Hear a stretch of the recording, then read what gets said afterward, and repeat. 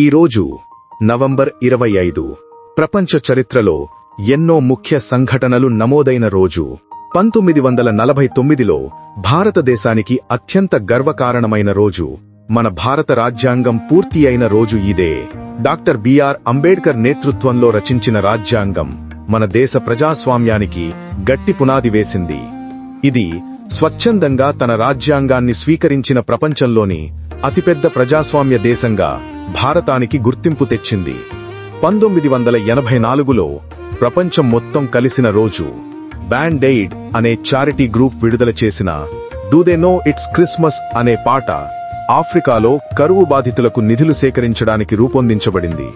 ఇది చరిత్రలో అత్యంత విజయవంతమైన చారిటీ పాటగా నిలిచింది. 2005లో ఇండోనేషియాలో శక్తివంతమైన భూకంపం సంభవించి భారీ ప్రాణనష్టం జరిగింది. ఇది సహజ విపత్తులపై ప్రపంచం మరింతగా సిద్ధంగా ఉండాల్సిన అవసరాన్ని గుర్తుచేసింది. ఇక ప్రతి సంవత్సరం నవంబర్ 25న ప్రపంచం international day for the elimination of violence against women గా జరుపుకుంటుంది. స్త్రీలపై హింసకు వ్యతిరేకంగా గళం వినిపించే ముఖ్యమైన రోజు. నవంబర్ 25 రాజ్యాంగం పుట్టిన రోజు, ప్రపంచం కలిసిన రోజు, మనవత్వాన్ని గుర్తుచేసే రోజు.